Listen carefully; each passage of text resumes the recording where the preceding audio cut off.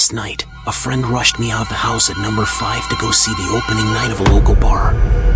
After a few drinks, I realized my phone wasn't in my pocket.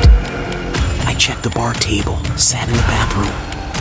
After no luck, I gave my friend's phone and took my phone. After 2 rings, someone hung up with a soft smile, and they didn't answer.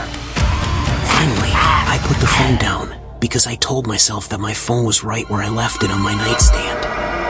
As a kid, I was always the last kid the bus driver picked up to go to school. One day, I was waiting for the bus alone and the bus stopped without any kids. The bus driver laughed and said, "Jump." I felt bad. I said, "Where are the other kids?" He said, "We'll get them right away, just get up," but didn't do anything crazy. I just kept saying no and he shrugged and let the real bus go.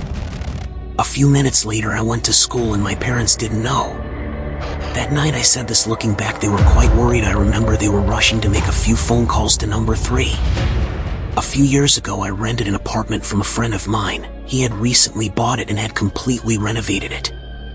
He had put it up for sale but couldn't find a buyer, so I offered to rent it.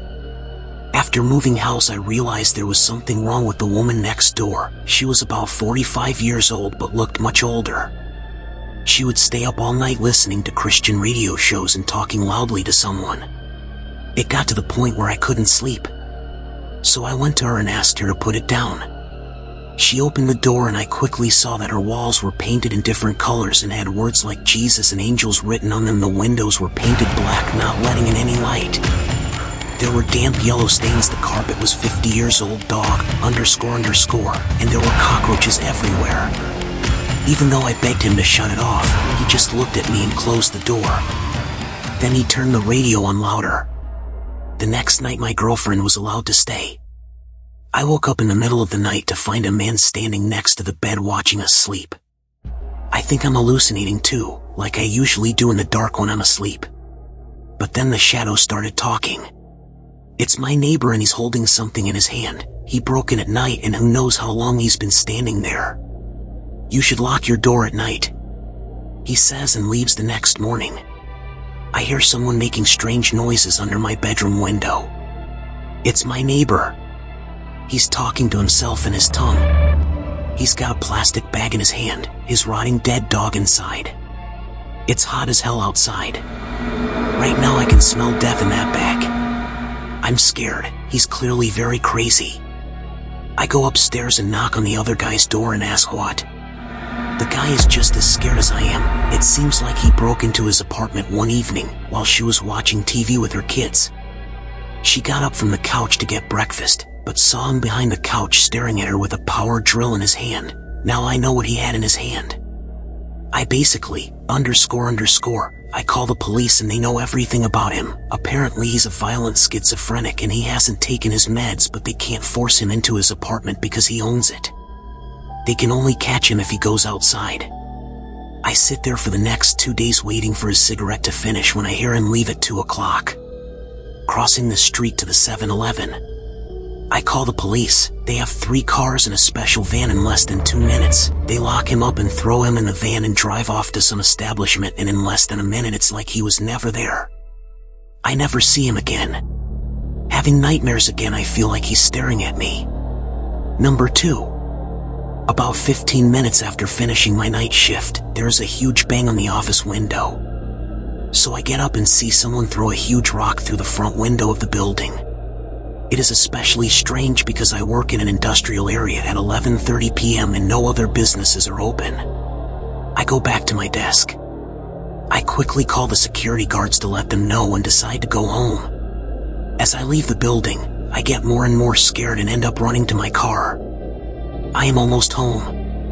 When I realize that I haven't unlocked my car, I quickly check the back seat with my hand to see if there might be any potential killers there, but there is nothing there. About 30 minutes ago I had called a friend of mine who said he was out drinking, so I decided I would join him. I jump on my bike and start cycling.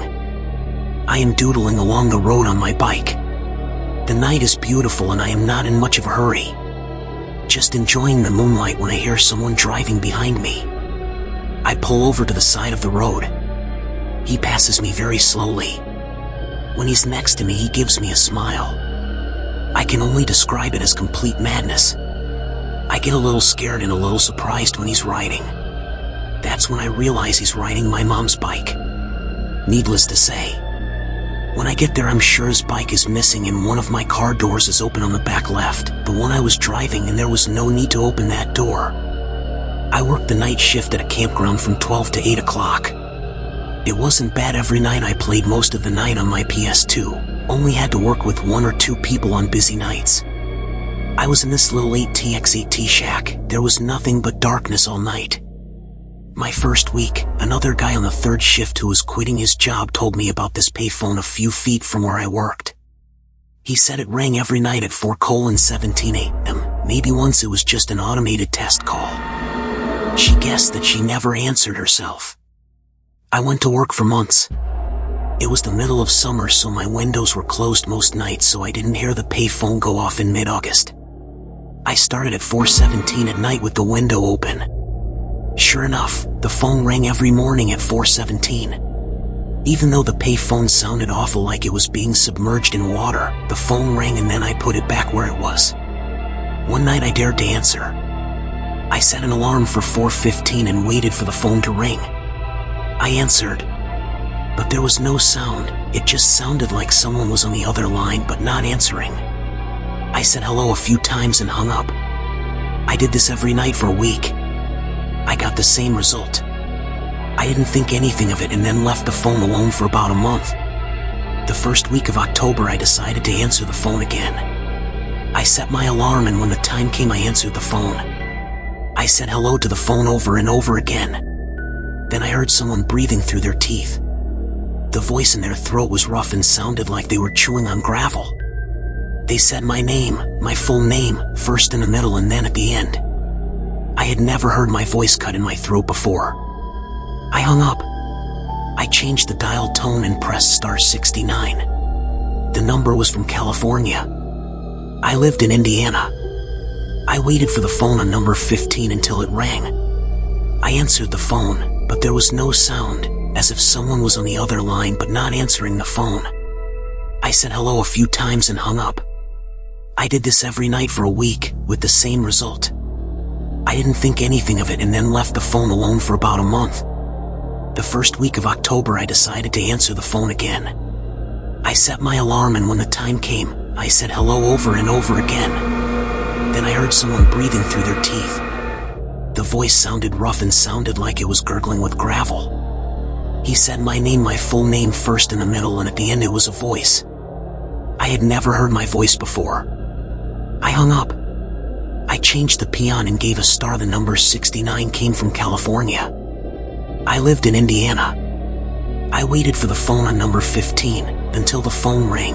I answered the phone, but there was no sound, as if someone was on the other line but not answering the phone. I said hello a few times and hung up. I did this every night for a week, with the same results. I didn't think anything of it and then left the phone alone for about a month. The first week of October I decided to answer the phone again. I set my alarm and when the time came, I said hello over and over on the phone. Then I heard someone gasp for breath. The voice sounded rough and like they were gurgling through a pebble. He said my name, my full name, first in the middle and then at the end. It was a voice. I had never heard my voice before. I hung up.